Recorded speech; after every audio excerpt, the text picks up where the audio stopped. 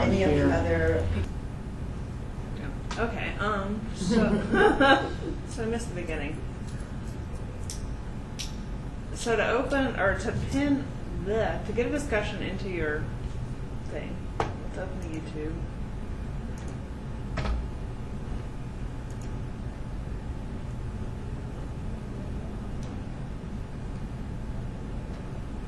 Okay, so this is a hilarious video. What does the fox say?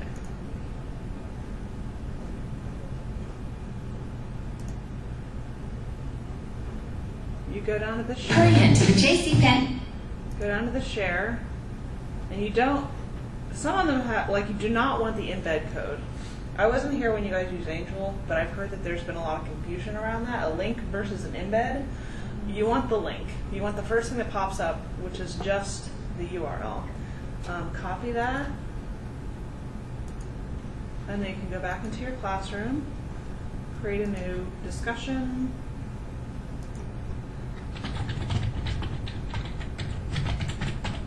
Say what you want to say about it. Discuss. Ask a question. Whatever. Then be able to paste.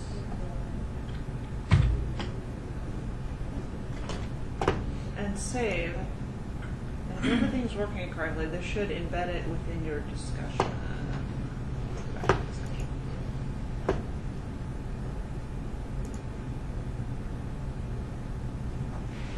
So it'll be in here. I think it takes a minute to load up. Well, I have a question Yeah. about. So I love the YouTube clips because they seem to work nicely and embed automatically. And I'm having trouble with my Integrity links. If I get an embed code and I go to switch views and embed it, it just never. I haven't gotten it to work. Okay. Canvas, and I don't know what's going on with that. And I've tried like different browsers, and it just doesn't, like, it's nothing. The page comes up blank.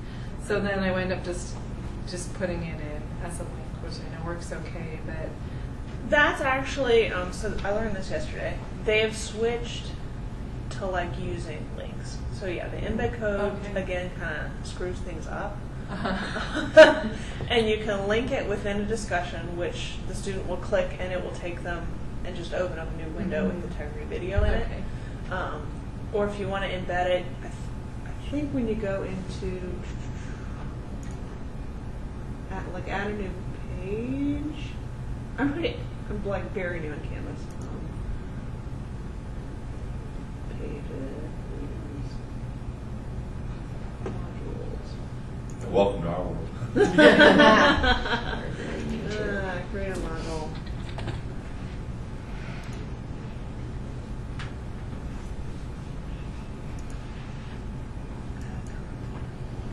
So you can add your video as an external URL, and you even when you're doing Integrity video, you enter the URL here, and it.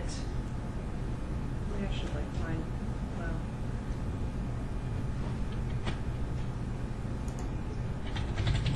Same concept, and it will just open it up in its own window. It'll embed it for you. Okay. So,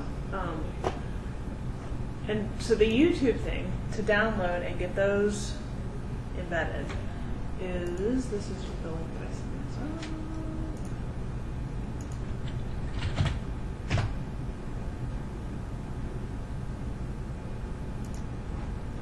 I use two. So here's this one I find very easy, and this one's if you want a whole YouTube video saved from that. And I'll post these on Yammer. Again, you just give it the URL of the YouTube video and download it. And that puts it on your computer. Then you can put it in your course and it will never disappear for you. So you should download it to, so it doesn't matter where it's actually sitting on the network as long as you provide the. Well, Canvas, you can upload content to. So what I would say is like download it so that it's on your computer, and then upload it to Canvas, Oh, I see. like you would upload a Word document see. or a I see. JPEG Okay. or something. Yeah. Now, will this stay even if the person who created the YouTube takes it down from YouTube? Uh-huh. Once you have downloaded it, it's like it's yours. It's But if they get rid of the computer that it lives on, does that matter? 'Cause that. we're about ready to kind of go through a big computer. They're getting rid of a lot of old Yeah. computers, so you may come to your office one day and a Your brand new computer's computer gone. sitting there. And sometimes they do this without telling you. What? Here's what should happen. Once you upload stuff into Canvas, it should be there. Okay. It should live there, so that even if Okay. whatever physically happens, Sure. the file is kind of in the cloud, I see. Oh. Okay, good. which is nice because then you can just keep these Right. quarter after quarter. The other tool that I've used is this converter, clip converter. And I find that this one takes a lot longer, which is frustrating because, of course, they want you to pay to use their premium service. But what it does do, that the other one doesn't, is you pick your format. So let's go with like an MP4, because that can play on like iPads. And you don't have to convert the whole thing. So you could start at this video. We could. Oh, we're gonna have to listen to the advertising. Fall sale. Doorbusters this Friday, 3 p.m. to Saturday. You can pick where you want to start and stop. So if you're watching something that's an hour long, but there's like 10 minutes that you really want your students to see, you just pick. So you can get rid of the ads. Yeah. Yeah. Okay, so we're gonna like 30 seconds to a minute. Just add right here their time code. So hours, minutes, seconds. So we want to start at 30 seconds. And we want to go to 1 minute. And you can't do that in the other one? Say from that, you can't do that? Not that I've found. The other one's super fast, and this one takes a while. And I've had it stall out too, and then you have to like go back and redo it, which is also a pain. But it allows you to do this, which is kind of. So yeah, click download. Hey, you want to pay extra money? No.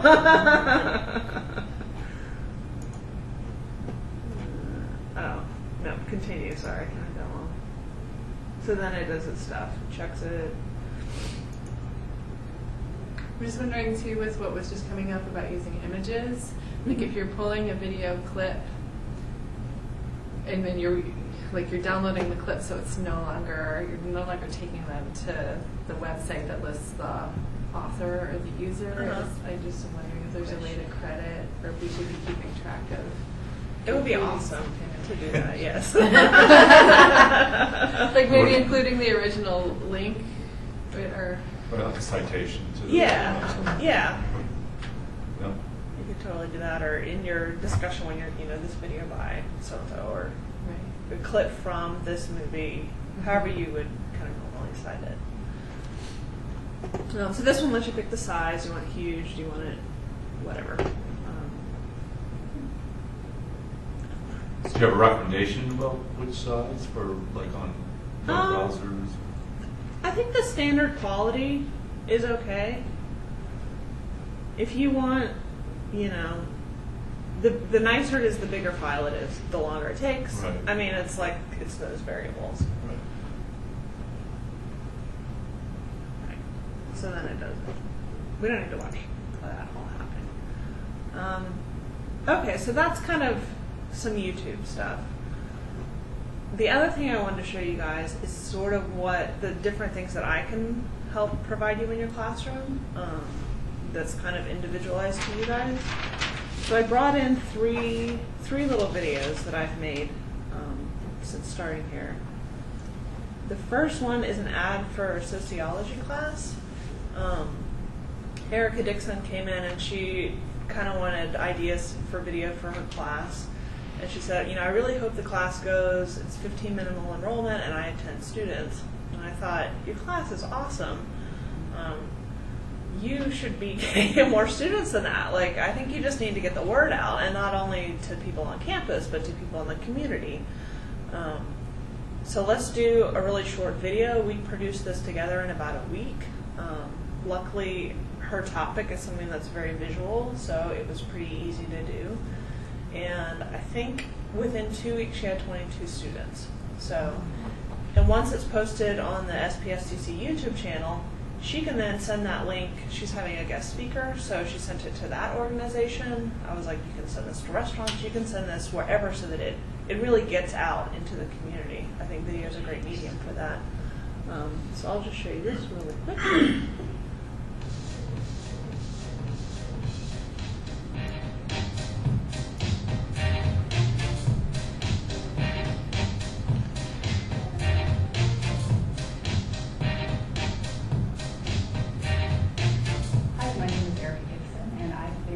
Sociology here at South Puget Sound since 1995.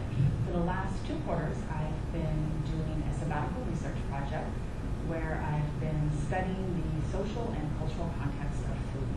And a big part of this project is that I'm developing a class on food and society. What we'll be looking at in our class. So we worked in we just started with a studio interview with the background. And then I used that as kind of the basis for what the visuals were. So we went out to a farm, one farm she worked at for the farm footage. These are just magazines that I have from home, a local bakery. But the ability to just pair up some visuals with her voice as long as a talking head. So even at 3 years old, he's being socialized to understand that food is a big part of celebration. Food is a really big part of ritual.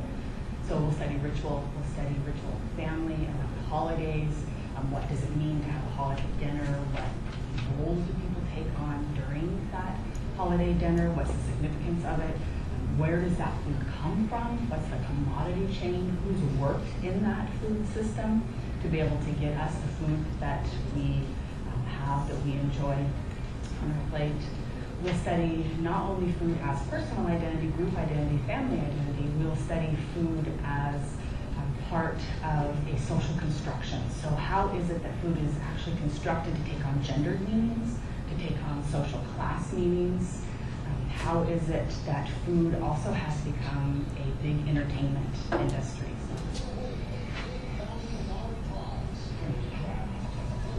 So how many of you watch the Food Network? What's your favorite show? How many of you know what Chopped is or know who Guy Fieri is? Another big part that we're going to study is the food justice movement.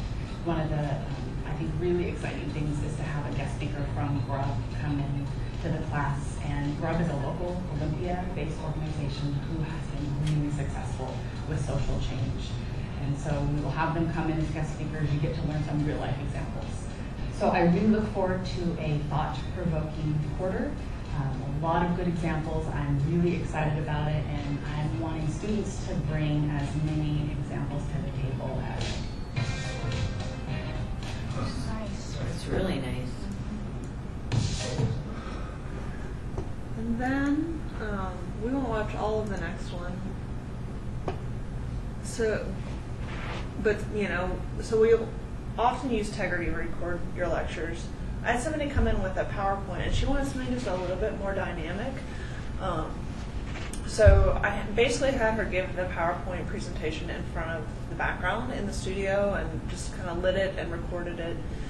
And then she sent me the slides from the PowerPoint, and I put them together. So it's essentially her PowerPoint, but it allowed her to give an introduction, and it allowed at different times during the presentation for her face to be seen. It was for a meeting that she wasn't going to be able to be in.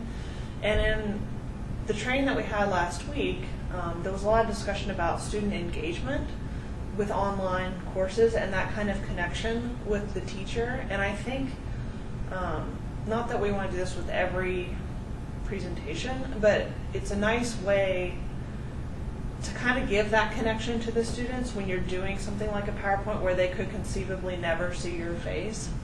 And I think it turned out well, and I think it turned out better than just having a disembodied voice. Just added a little bit of music. Jennifer Tuya, Director of Institutional Research. Michelle asked me to present some information regarding adult basic education and student achievement and how those two are related. And really what happens to our students when they enter the adult basic education program, This- how far this do they took, get. like- The methodology that I chose This was less to than half an hour use for um, this in report the studio. is And I gathering produced it in students who probably have another what is hour, their hour and a maximum half. So transcript a year. as a And I time took all those commitment, it's not students. huge. I And think then I sometimes that said, where intimidates did people they with start video. in the ABE ladder? And a student who started ABE 41, 42, 43, 44, 53, 54, 63, 64. And it was easiest to divide those into tiers. Basically, tier 1, 41, 42, those at the lowest level of adult basic education, 43 and 44, which is tier 2, and then the 50s and 60 ABE students I identified as tier 3. So I have my group of where the students started at the ABE level that they started at, and what year did they leave in. And at that point, what was their cumulative momentum? And when I say cumulative momentum, I'm referring to the Student Achievement Initiative, and we're So going to you learn a kind of lot get more about. you get the idea of what I was trying to do. Awesome. It is awesome. So, you know, I teach an online class, and I've been really reluctant to go video me. So I kind of like this a lot, and especially the idea of having like the talking head for just a little short time, but then other tools. It's a math class. So what other tools besides PowerPoint could you use to kind of bring content in? And especially something where I wouldn't need to have to be bugging you all the time, something maybe I could do on my own. Maybe after a little bit of instruction or help. So have you used Tegrity yet? I have not. Okay, Tegrity is like the simplest tool that we have on Canvas for you guys to create your own content. But it's not polished like this, though. Not at all. No. No. It's And that's not what I'm super looking for. I'm looking polished. for something that's polished. Huh? It's not super polished. No. And you can't edit. It's Right. limited editing. Right. Very limited. And I know that, you know, a lot of instructors are using Tegrity and the whiteboard to, and that's horrible. I mean, it's just horrible. I mean, it just doesn't work. And that's one of the reasons why I have not done it. Not It's just done it? because it's just, I would probably quit my job. I'm not kidding. Because it would just look so horrible. So I like this. I like the idea of kind of the polished nature of it and the kind of using other things like the PowerPoint to bring in like a little instruction and then something, I don't know what, but some tool to kind of demonstrate, especially with math-oriented, real Yeah. visual, you know, equation manipulations, things like that. So I'm wondering what other things besides PowerPoint, following that model, that idea, where you have the video and you intersperse in the video these other tools, like something dynamic, Flash oriented. I know Flash is out of the door, but something of that nature. I don't know. That's my answer. Let me look into that. So this is exciting to me. This is kind of what I've Okay. been waiting for. Good. So this is going to be the year, I think, that I jump, and I'm really going to need your help with it, I think. But I want to be able to. I'm better by myself. Do you know what I mean? I don't want to. I feel like I'm imposing on people if I have to kind of come to you every minute and say, okay, no, I want to do this, and I want to learn how to do it myself and be able to do it myself with tools that we have Right. here. So to do something like this, is this like just the professional and that's it? You can't. Well, you don't have the kinda- tools, you don't have the know-how. Yeah. It's too steep a learning curve for you know what I mean? I mean, I think if you're it doing a could- whole class, math class, using this, wouldn't he be in the studio all the time? Yeah, that's right. I guess that's right. Right. Which I don't want to do that. Yeah, I think there are a bunch of different levels. So you could do something like this, kind of probably with a webcam, even using Tegrity. But then again, you're not going to get like. So she's in the studio. She's well lit. She's got a Right. mic. She's got good audio. Depending on how comfortable on the computer you are, and so I'm a Mac person. I know. Like, I didn't even know how to open a tab on this, but like iMovie is pretty simple to edit. I feel like I'm pretty confident on the PC platform. So getting an app or something that there are a ton of, even on the iPad that you could use. to edit short little videos together and export them. For instance, iMovie, you can export directly to YouTube. It sizes it for you. It does automatic transitions, so you have nice fades. You can drop things in and out. You can do basic edits on the audio, bring it up, bring it down, drop in a music track. This is all in YouTube? This is on the iMovie, Oh, like iMovie. on the iPad. So that may be a tool you could check out from the library. And Maybe is it easy to like do screen capture? Like if I wanted to play around with that for like kind of going back and forth between me talking and like some screen capture. Yeah, is it? No. That's probably not easy. We're still working on getting the iPads hooked up to Tegrity. Uh-huh. Actually, that's something we started tackling this week, so that professors can, when they're doing stuff, get that recorded onto Tegrity. Is there, what's the advantage of using Tegrity? It doesn't seem like a very good tool. I think it's really useful if you want to just really quickly Right. like.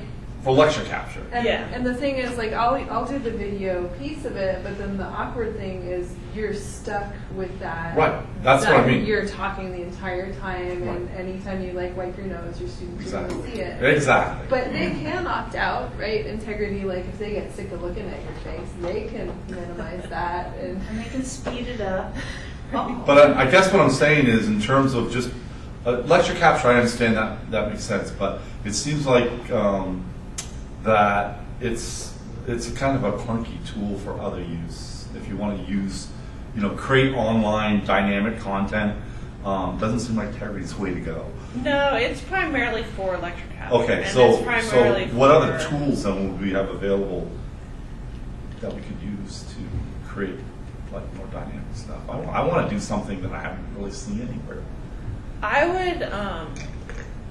would check out an iPad and start working in apps. And It has to be an iPad. it, Can't be any Android device. it could be. I'm just saying we Oh, have, oh, we I have see. those for free. No, I haven't. I already But have. any kind of tablet, and there's a ton of apps out there that will allow you to do a lot of fairly sophisticated things simply. And I haven't played with all of them. The ones I've played with are Splice, which is a video editor, and iMovie, which is a video editor. But it's the kind of thing like, oh, I want to do this, and you could search for that, and somebody's probably made an app that can help you do that. And Well, some of those, like the Khan Institute or Yeah. some of those folks, I think they have some kind of maybe something you could look at in terms of. Oh, the Khan Academy. Yeah, Khan Yeah. Academy, or that might not be the one that I. There's a lot of open education Yeah. resources that have a lot of videos on that. If you're interested in knowing a little bit more about, the websites to go to, I can help you with that. And then there's also, Canvas does have that feature where you can treat, if you're creating a page, you can treat that as the site for presentation where you incorporate like information or images and then record a little video clip of yourself. Right. But I don't know, I was really struggling with it over the summer where I would say I would record myself talking for 3 minutes and I'd put it up and it would cut me off at 2:30. And I wouldn't even. My wife does a lot of online stuff, and she has been so frustrated with Tegrity. I can't even tell you how frustrated she is, and that's another reason why I like her. And this isn't even Tegrity. This is just in Canvas. If you're creating a page and you hit that film strip icon, it Oh, will start I see. recording I see. you. Oh, right. But I'm just curious if other people have noticed this or if it's something they're working on because it happened like at least 4 times, Oh, and I that was a good 5-minute spiel, and then I come to find out that it cut me off at 3:30. That's not good. No. I don't know anything. I don't know about that. But Maybe I should let Rick know and Yeah. see if he knows anything. Yeah, and Because Kathy would- one of the things I love about Canvas is that it has that capability, but it's not that useful if it doesn't work right. Yeah. Well, and another thing that I kind of wanted to tell you guys and urge you to think about is that, like, yes, it may take a long time, and maybe we wouldn't have time this quarter to produce Right. something awesome for every class. Right. But I think that like I really want to create really good content for you guys, and I see it as an investment. Once we do it, like we don't have to do it again and again and again and again. So True. maybe the first year is kind of hard, and you're building a lot of stuff, but then we have all of those files, and unless you radically change the way you teach something, we don't really have to remake the videos. Maybe every Right. 5 years, or but I'm gonna shave my beard off. yeah. So I feel like it's kind of a good investment. You end up spending a little more time in the beginning, but what you have is really quality material that you can keep around. So how are we going to access your expertise? Email. Just S Gettys, Gettys. Is it just you? It is just me. Okay. You're gonna So be busy. yeah, I'm gonna be busy, but I'm excited about it. So I like to be busy. I'm excited too. I mean, this is kind of feel like this is what I've been waiting for. Is like now we have an next. Again, I'm not trying to put pressure on you. Because I really want to do it myself. I don't want to have to like, okay, here's what I want to do. Do it for me. Yeah. That's not how I roll. I mean, I really, I'm going to use you and pick your brain and hopefully get to a point where I can kind of do it myself because I like to have control. Yeah. I like to be able to change it if I want. Try the apps. Okay. I think you'll like Yeah, I that. will. Yeah, that's good. And I'll post, so I have a Yammer group called, I don't even know what it's I'll have to called. join It's like Yammer. media something or other. I think I joined it. Yeah, you did join it. And I try to post, what I'm trying to post is like little how-to things. So I'll post the links for these converters. Okay. And also when I run across really interesting like little videos or like a TED Talk that I like or something that could be used in a class, I try to throw that up too, like, hey, if you're a science teacher, here's the guy who like uses high-speed photography and shoots donuts. I mean, like crazy stuff. Drops cats, like that's my favorite Yeah. one. Drops cat over I and over. use that one. Yeah. Okay. So yeah, I'll, Now, I've been ignoring those links to join Yammer. So how do I do that? I think you just get on and sign up in it. Okay, so it's Yeah. probably a link on the homepage. Yeah. I did it yesterday, and it's pretty easy. Yeah, I'm sure it is. I just like I don't. It's one more thing I don't. Well, there's two other quick things that I wanted to show you guys. One was sort of another video tool that we have, which is the GoPros. You guys know what the GoPros are? They're these little tiny cameras. Wearable camera. Wearable cameras, kind of designed for extreme sports, I think. But you can use Just it so in the like classroom. what we do. Yeah, exactly. Right. Designed for education and extreme sports. And we have like the head straps and the chest straps. So I filmed a little bit. This is gonna be pretty loud. And this is speeded up, but this is on a chest strap for the fire technology students, putting out this car. But this has a couple different applications. You could use it for student assessment. You could see what they're doing right, what they're doing wrong, because you're right there, obviously, with them.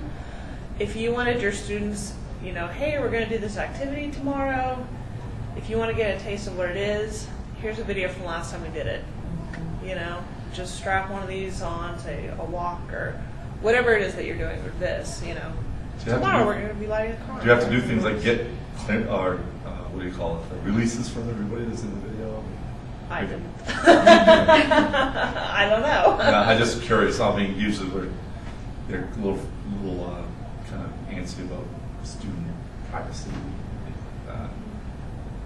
How do we check out one of those things? E-learning has. We have several. Yeah. And probably, well, it was Paul. That's kind of in flux. So Paul or me, if you want to email me, I could try to get one. Because I actually emailed you about doing some of the activities in the lab. Oh, okay. And that would be just perfect. I could just do it myself. Okay. Yeah. Well, we're meeting next week, I think. So we should Yeah, go over we could go ideas. over it. Yeah. Cool. And then the last thing I wanted to show you is that you can do closed captioning on your videos in YouTube pretty easily. It's something that's this is super hard for me to produce, in that, like, I tried to do one, and the determination we made was that we would need to send it out, and the departments would just have to pay for it if they wanted it not done on YouTube. But you guys can do it yourselves on YouTube, and it's pretty easy. Let's see if I can remember how to do this. So you just click on and off, and I think I just did these this morning.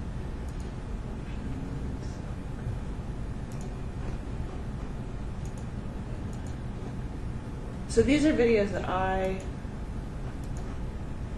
posted. So I don't think you can change captions that are already, like, you can't change other people's captions. And I also couldn't figure out a way for you to download a video unless you re-uploaded it on your own YouTube channel to recaption it. If you're linking to stuff or embedding stuff from YouTube, is it something students could do on their own? Like, if a student had a hearing impairment, they could just set when they're watching the video, or you have to manually? Well, so here's the thing. YouTube will do it. Uh-huh. I did these 2 videos this morning, but it doesn't do a great job because it's voice recognition. Right. So here's, so I went in and edited them. I see. Let's see if we get over here. Like, here's the disabled one. And you can tell, you can see on the right-hand side what it... Jennifer Tuya, Director of Institutional Research. Michelle asked me to present some information regarding adult basic education. So it's and not student super achievement accurate. and how those two are related. And really what happens to our... And I only did half of this video, so... So you just directly edit it there? Yeah, so then if you wanna go back in, what I did, I just started, followed along, fix the capitalization, got rid of this thing, which is like the song. It wants to put words for the music. Go down here, you can save it. I'm going to overwrite it. And when it saves it, it makes it basically gives you 2 tracks. So I activated my edited track, and that's the one that will show up. So when people click the little closed caption thing, my edited one will show up instead of the one it automatically created. Right, okay. As a warning, I did this on the food video. No, it wasn't the food video. It was an emergency prep video. And it started off with curse words. Like, it interpreted the music. So, yeah, always check. And edit, And so a student could, if you're posting a YouTube link, they can get closed captions, but they might be just so, is that right? The student themselves, they could select to get closed captioning, but it might be so off that it's It not might very be. useful. It depends on if the person who put it up Uh-huh. edited their closed captions Right. or not. Okay. So if you're posting stuff on YouTube, Like if I posted a TED Talk, for instance, I'm betting they could at least try, but Yeah. it just might not be valuable if no one's already gone in Yeah. and edited it. And I'm betting better videos have edited closed captions. Like You would movie hope- trailers. You would hope that TED Talks would do that. But Yeah. I mean, I guess you never know. But this also allows you to do it on stuff that you produce or that I produce. If I produce a video for you, you can go and close caption it. Yeah. So those are kind of all the things I wanted to show you. Thank you. Yeah. That's awesome. Any other questions, needs, brainstorms, ideas? Just excited. Got a lot to do. Yeah, I didn't anticipate this to be anything but a year-long thing. I knew it. I didn't expect, well, I'm going to jump in and get it all done before it starts. So it's going to be some time. So, for sure. Appreciate Yeah, it. I kind of feel like this year there's so many big changes. I know. It's the time to get Yep. started for next year. Maybe. Yep. Yeah, it's a process getting it all in there, but it's also nice to be able to see it kind of build. Yes. It feels like Canvas is going to be around for a little while too, so no longer having to migrate from them. Right, I hope so. So- Learn it.